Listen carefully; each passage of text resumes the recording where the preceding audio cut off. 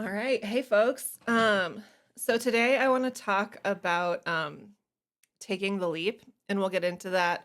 Um Also, I'm really excited. I invested in like a fancy mic for some other projects I'm working on.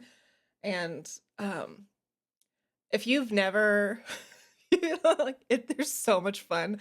Probably spent like 2 hours on Saturday just like making random noises and voices and playing with the different effects with it. And we're only just beginning, but it's a lot of fun.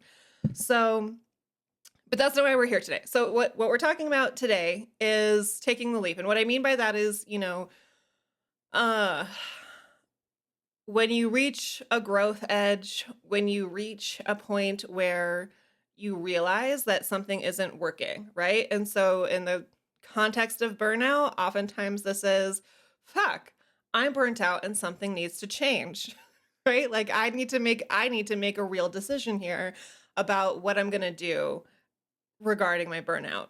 And and then that brings up a lot of stuff. And then sometimes it's just like, I'm so bored, or I really outgrow, like nothing really seems to like resonate anymore, and not in the like, I'm just going through a depressive episode kind of way, but more in the something just I've outgrown my environment, or I've outgrown like, the whatever energy vibe, whatever you want to call it, that I've been in. Um, so you reach this like sort of crossroads point, but it doesn't really feel like a crossroads. Now that I'm saying this, I feel like there's like a different visual that comes to mind than the one that I came up with, which you'll see in a second. Um, but it's sort of like like you're at a crossroads, but the crossing road is like made of lava, and you have to like leap over it, kind of a thing. Like it doesn't feel like, oh, I'm just gonna like mosey on down this path. Sometimes, right? Sometimes you're just you continue on your path, you continue on your journey, and all is well. And you wake up like, 5 years later, and you're like, oh, look at all of the things that look at how twisty and turvy everything was. Turvy, curvy. We just over here we like to make up words. It's a lot of fun. I'm a big fan of words. I really, people can say what they want, but I really love misunderestimate. I think that's one of my favorite made up words ever. But anyway, so here I made a drawing for you guys. Stand aside, Charles Schulz. So this is hold on. This is you, right? And you're really happy, or you've been like sort of living in your comfort zone. Maybe you're not happy there. Let's, to be honest with you, comfort doesn't always equal happy. Comfort just means it's comfortable. Comfortable just means that you're used to it. If you've ever heard of the frog in the pot metaphor or allegory, whatever it is, that was also comfort. And if you haven't heard of it, the idea is, you know, when people cook frogs, as one does, if you put it in a pot of like mild water, like mild temperature water where it's comfortable, right? What it's used to, it'll chill. It'll just vibe in that pot of like comfortable water. And if you slowly turn up the heat because of the frogs, you know, um, adaptability, right? Like frogs are like, they've evolved to be able to modify their own body, like to sort of adapt to their environment in such a way, or adapt to water temperatures in such a way. If you turn the heat up gradually, it will adjust and get used to that heat, and without feeling really disturbed by it, or without particularly noticing it. And so you can turn it little by little all the way up to boiling, to the point where it's actually beyond the threshold of what the frog can survive. And then, and then it dies. So happy. That's not a happy ending. But and so it's a cautionary tale kind of a thing, where sometimes, comfort doesn't always mean good. Comfort just means comfortable. You know, and so here you are in the comfort zone. I'm going to go over here, right? So here you are in your comfort zone. And as you can see, as I've drawn you, you're at the edge of it. So, here you have a choice. Now, if you're at the edge of your comfort zone and you're staring over this valley of uncertainty, right? This sort of like this unknown, but you're looking over at the other side and there's a whole new like I got a little into the Aladdin theme here. But anyway, got into a whole new world, right? There's like a whole other world for you to explore, something for you to, learn. And again, guys, this is a metaphor, so like it doesn't always mean like act like physically moving. Sometimes for me often it does. But it hasn't always. And so I've actually anyway, that's not entirely true. Um but it's this other space, this other area. But in order to get there, you have to cross there's this like valley or chasm of uncertainty, it can be scary because you see this valley and it's kind of steep. And so you're like, I don't, going down into the valley of uncertainty feels fine. But climbing back up on the other side or either way, like, I don't know about that. And especially when you have this giant pit of despair down here. So, it's daunting, right? It can be intimidating to be in this position. So you have the choice of you can just hang out on the you can hang out on the cliff's edge if you want for as long as you want and just chill and vibe and like enjoy the view. That's sort of the equivalent of living in your life but constantly fantasizing about something different but never really actually doing anything about it, which again, like we try our best not to judge here, and so if sometimes that's enough, right? Sometimes the fantasy is all you actually want. And I think there's a power or a liberation that can come from accepting or acknowledging that, because now you're not like shitting on yourself because you're not pursuing the fantasy. You've acknowledged that all you really want is the fantasy. You don't actually want the reality. Like you're otherwise content in your life. You just want to have some time to escape into your imagination every once in a while. And so you're cool. You enjoy hanging out at, the edge of your comfort zone right there at the cliff's edge. The other choice you have is you can go back that way. And this is not, and again, like this is the other thing that I want to like help people come to terms with in the culture I exist within. There's a lot of like progress is a constant forward motion. And I am very much in the spiral category of things. Like things aren't forward or backward, it's a spiral. And so like you're always going to sort of come back to similar places, but you're moving through basically like moving through time and space is a spiral. And so I don't know if I'm going to explain this very clearly, but so you're constantly going like moving through time this way. And so you might come back to a place as you're coming around a spiral, you might come back to a place that looks really familiar or maybe that is familiar, but you're not exactly the same person because you're like 2 laps ahead of where you were the last time. You know what I mean? Like you're 2 rings in the spiral away from wherever you were the last time you were in this place. And so you're going to have new perspective, right? So it's not about forward or backward. It's about perspective, and it's about being conscious of what you want, and taking the time to really reflect on that and what that means to you and what your values are. And so you can always go back into your comfort zone and just sort of and hang out there as long as you want, and embrace it if that's what you want. Speaking for myself, when I hit this edge, like there's something about going back into the comfort zone that doesn't always feel right. And then there are times where, but also like just taking this leap. So like there's a couple of ways that you can cross the valley of uncertainty here, right? And so sometimes it's like, I'm just gonna, I'm gonna work up to it, right? Because, I don't really want to like retreat into my comfort zone. That's not actually what I want right now.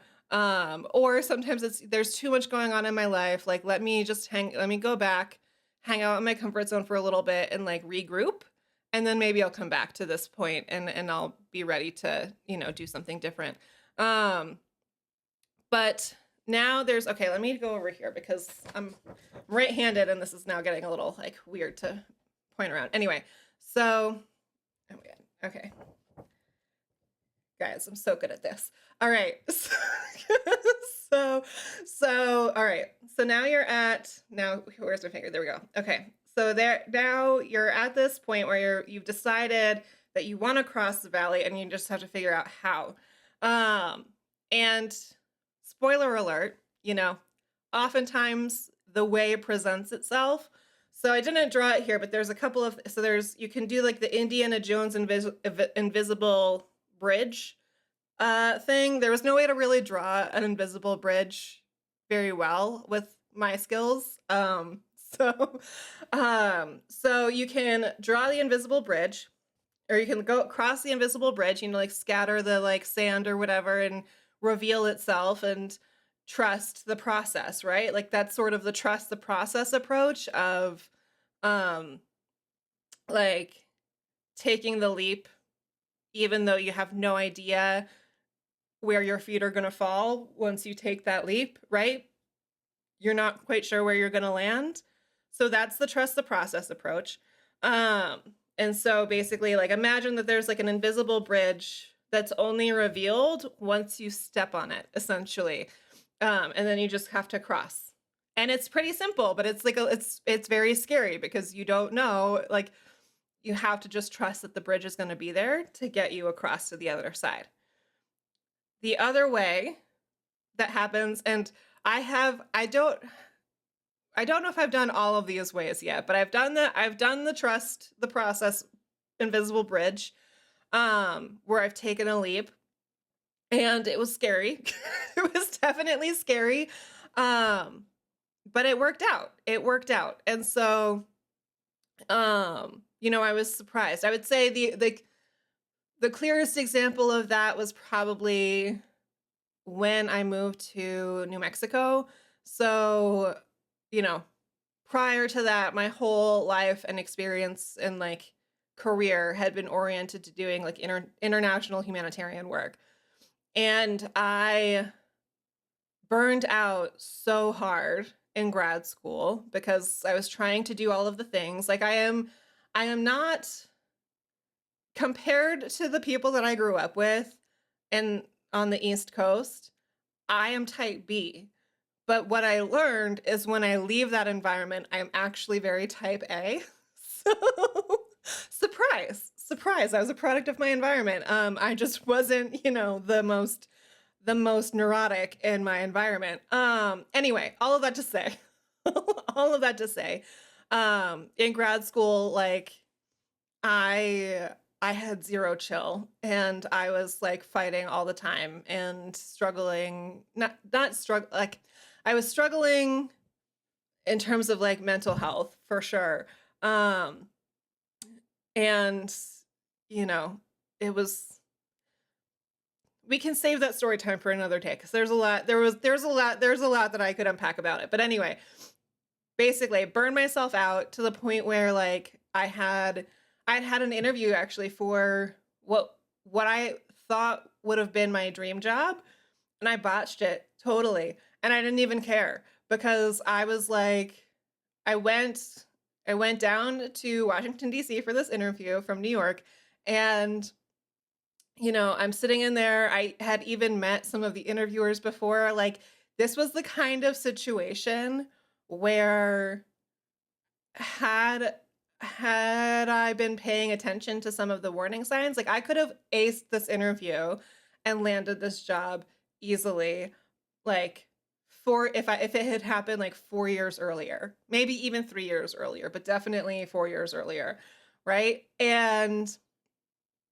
But I'm like in that interview, I am like dead behind the eyes. I like my whole affect was very flat, and they're asking these questions. Like I think they could all like I could just feel the energy, and they're like all of us could tell that I was just like not like really I was a shell of a person. I mean maybe that feels extreme, like that's the truth. I don't know that was the actual perception.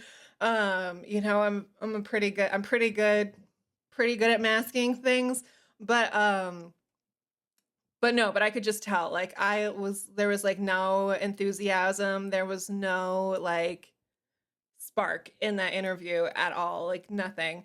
And so I left that interview being like, I definitely didn't get that job, and I don't even know if I want that job. So, so I'm kind of okay with it. And it was a kind of a wake up call because I was like, shit, like I don't, this is not good. Like I need something, like I've been building my whole life to pursue this career. And now that I'm here, like, I don't, I don't think I like, it's not even that I didn't want it. It's like, I don't think I'm in any position to do this job. Like I have no energy or motivation. Like I am drowning and like I need something that's going to be more stable. I need something that's going to help me focus on myself and get my shit together, right? So I ended up moving to New Mexico because I have family who lives here, and so it was just a more stable option, but I had no job lined up.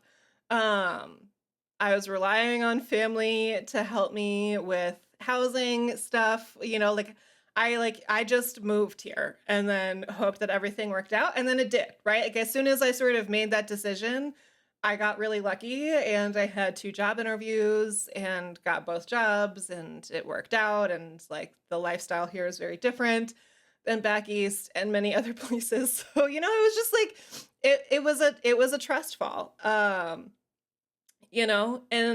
that's how that happened, but it was a scary choice, and it was a very existentially crisis laden one because, it was I had to challenge the identity of like all of this, like everything I had built up until that point, right? I had finally gotten somewhere with it and was in a position to be high demand, like all of the things, but not I was not up for the task at all. Like I just couldn't. I was spent completely, like literally, like burnt out.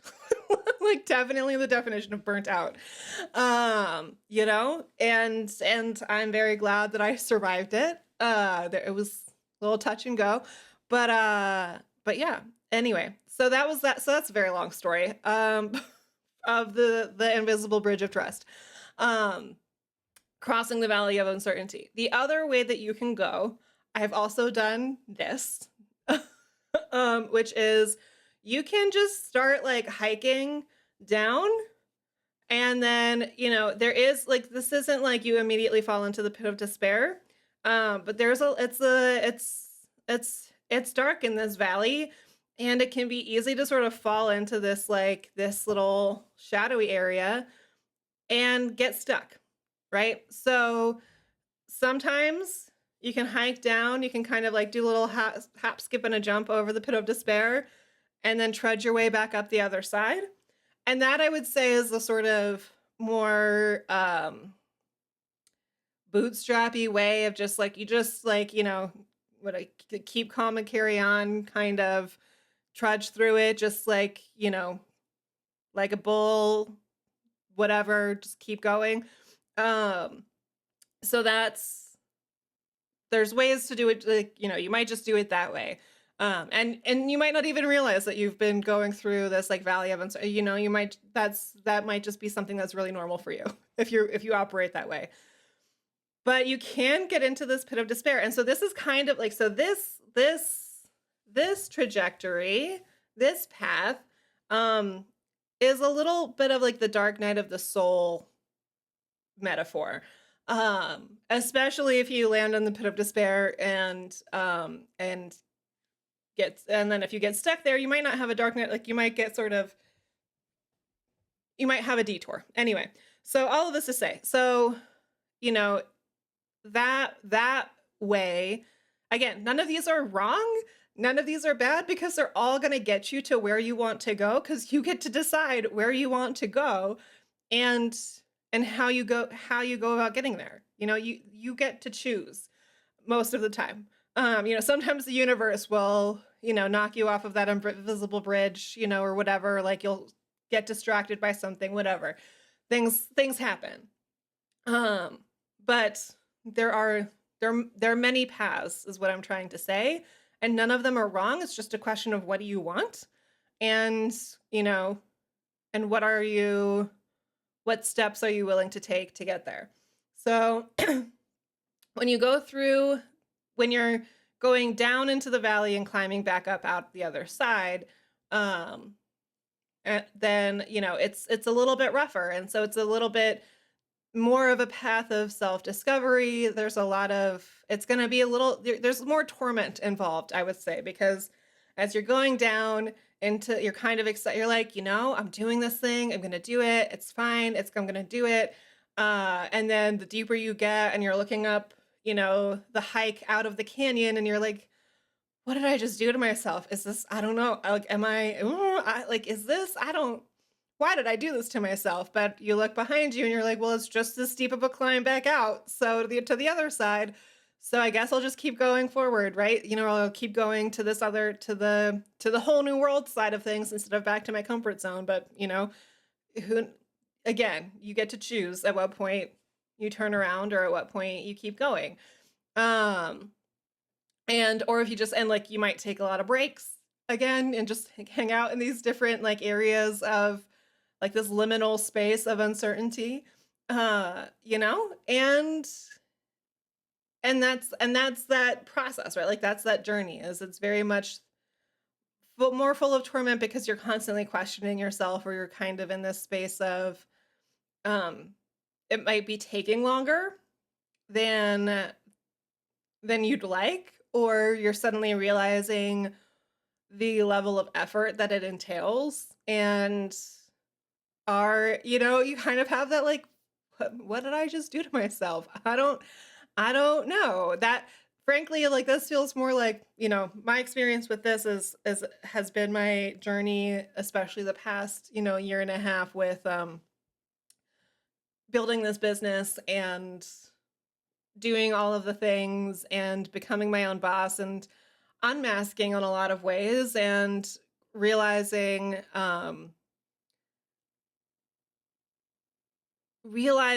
what it means to like be your own boss and have full autonomy over your time and how you spend it and what that means for how you resource yourself, how you focus your energy, how you like self-discipline, all of the things, right? So that's been my journey. And there have been moments where I fall into the pit of despair, which is where, it's at like sort of these little like, you know, pits in the valley that sometimes you fall into because you can't see where you're going and you just kind of you fall into this pit, and this is where in the Jungian sense, this is where your shadow lives, right? Like this is where you have to confront some things about yourself, or this is where you're sort of um you fall into a state of feeling really isolated or trapped or stuck. And it's never easy. It's never really fun. And it can be temporary. Like there are ways to get out of the pit, but sometimes we get stuck there for a long time. Time is an illusion, right? Like, oops, sorry, but time is an illusion. Time is um subjective here. And so sometimes you can be in the pit of despair for, a week or a month, and it feels like years because of all of the shit that you've dealt with and confronted or worked through. I that's if that happens, basically that's what eclipse season feels like to me. But anyway, and or sometimes you get stuck in the pit for years, and and you live many lifetimes, and in that time frame, in those years, and you come out, and sometimes you're more equipped for it, like you're more equipped for the climb, and so I don't like the pit of despair is not where anybody wants to be or wants to end up or wants to fall into. But if you do, it's it's not always the worst thing, right? In the long run, right? Yes, all of us would love to avoid it at all costs if possible, but sometimes we can't. And that's okay because there are gems to be found in the depths, right? If you've ever heard me talk about that sort of metaphor, right? But, you know, the some of the most precious gems and stones that we cherish or that we covet are found in deep dark caves that you have to go in and dig around, and they're not obvious, right? They're camouflaged in the rock, in the stone, right? And you have to dig for it. You have to mine for it, you know what I mean? And so sometimes going into that pit of despair is is the only way to get the resources or the gems or you know, the spark that you need to keep going. You right? And so, that it's not necessarily it's not the easy path, right? It's not the easy way, but it doesn't mean that it's the wrong way or a bad way. You know what I mean? Anyway, so that is the other way to get through the valley of uncertainty is to climb down into it and climb out the other side and brave the potential, you know, trips, falls, dives, you know, into and out of the pit of despair. And then the last way that I want to talk about is this magic carpet. Um and this is very rare. That's why it's a magic carpet, because I've never seen one in real life. Anyway, um, so what the magic carpet is like these are like the sort of miracle moments where you're standing at the edge of the comfort zone and like this magic carpet just arrives to carry you across. And so that I think the example that comes to mind is um before I started my business, but when I had like, but I had made the decision that I needed to leave my job. And so I had made I was planned an exit strategy. I was like, okay, I'm going to give myself 6 months to to build up the resources I need to just leave this job so that I don't like, regardless of whether I have something else like whether I have another job or whatever lined up on like at the end of 6 months, I can just leave because I just know that I need to leave this job. I know I need to take this leap. I don't know exactly where I'm going or what it's going to look like on the other side. I just know I need to go. And something really serendipitous happened that when I made that decision, another company came in and offered me a contract, as a self-employed person that essentially paid what I was getting paid for half the time. And so they were my magic carpet, right? They kind of arrived to me, they came to me and were like, "Here, let us give you the resources you need to take this leap now." And you still don't know what the other side is going to look like. There's still work to be done, but we'll get you across this valley of uncertainty so that you have some level of, stability or comfort or whatever in the process. And so that was the magic carpet. Um, and so it's that kind of thing where something, whether it's an offer, whether it's a person, whether it's an idea or a concept or something like that, but the magic carpet experience is the one where like it's that like very serendipitous luck, opportunity, timing, all of the things work out and help you across this valley in a way that, feels a little unbelievable, right? You're kind of like, I don't like I'm just chilling. Look at all that stuff down there. I don't even have to walk. I don't have to cross the balance beam of this invisible bridge. Like there's all of these things I get to, kind of skip over more comfortably because I have this magic carpet. Um so that is all of the ways that you can take the leap, and you have to decide what works for you. And and sometimes just and this is like for me, the way that I think about it, especially with the magic carpet, is you never know which of these ways is going to be the one that presents itself to you or the way that you have to go. And just like I described, right? Like I've experienced a version of all three of these ways of crossing. Um and and there's some people that just like take a running jump and like get a running head start and just jump the whole thing. You know what I mean? Like they go, balls to the wall, so to speak, and just go for it completely. And so I think that, and that's a very brave, like all of these are brave choices to make, whatever you choose. And so, there's many different ways of doing it and many different paths. So how you make the choice is is making the choice, right? But it's really about getting clear on what do you want, right? What with where you are at right now, with what you are feeling right now, what do you want for yourself? And sometimes what you think you want and what you actually want aren't always in alignment. But first step is trying to identify it and then thinking through, okay, let's say I want to move, right? So I want to move, but do I really want to move? But now, and so then the question is, do I really want to move?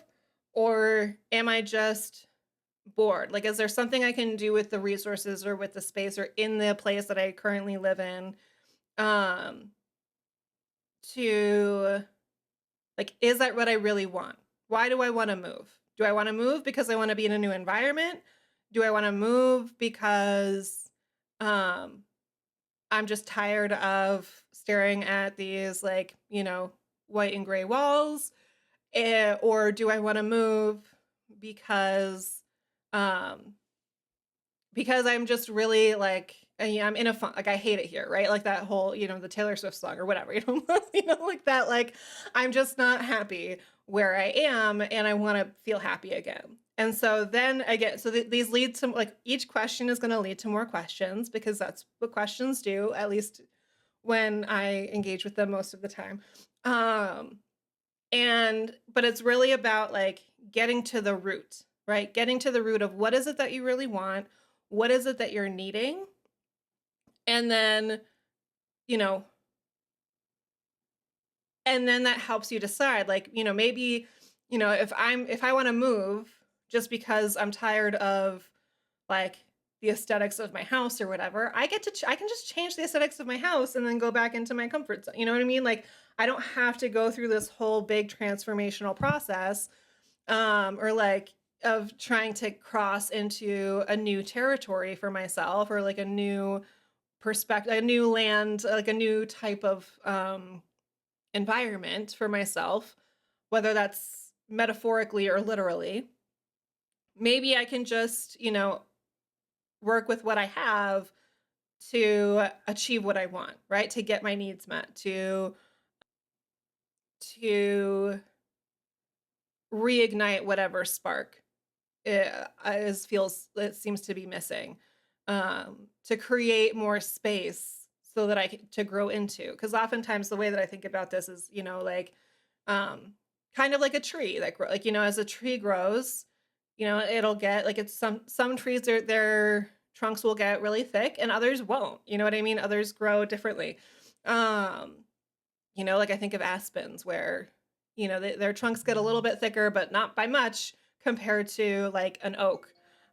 So, it's like, what kind of tree are you and how are you growing and how do you want to grow and what do you need to do that? And sometimes that might mean getting transplanted to a place that has better soil or better conditions for growing, right? For your roots. And sometimes that means just treating the soil where you're at and feeding it the nutrients it needs to create a more, conducive environment for what you need. Um, I hope that metaphor was clear. But anyway, so you get to choose and you have to sort of dig a little deeper about what do you really want. Um, if and that's I mean that is if you're the type of person where you're sort of at this cliff's edge and you're like, what the fuck am I gonna do? Or like I'm really torn. Like I'm in this state of either ambivalence or analysis paralysis.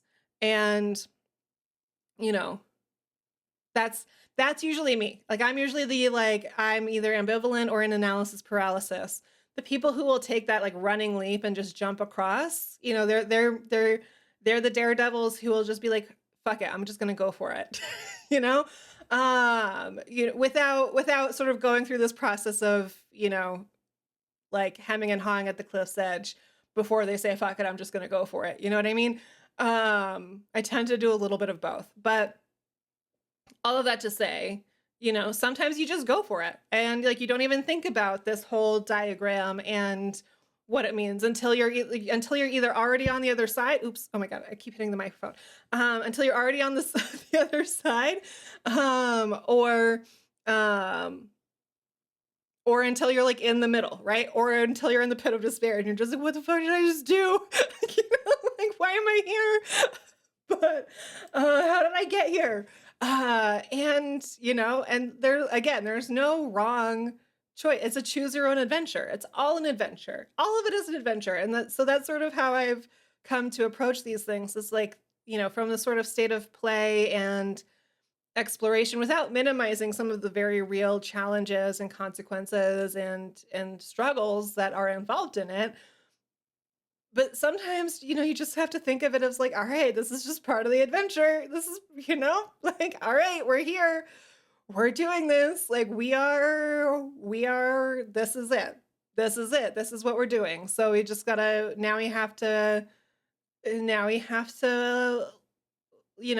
survive it and live through it and figure it out. Right. Um, and sometimes just chilling and vibing and just like observing reveals the path to you or reveals some things to you. And so especially if you like land in the pit of despair, um you know I would say it's very natural to curl up in a ball and just cry for a while, and then you know but I would say cry it out, or rage it out, or do whatever, like however you express that feeling of desperation and despair, and anguish. Let it out. Like let it out. Don't keep it in your body. Let it out somehow. And then once you kind of let it all out, then then you can just kind of like sit for a minute, like regroup. It takes a lot of energy to let all of that shit out. And it can be really exhausting. So take a nap, hang out, just chill in the darkness for a little bit. And sometimes, like just like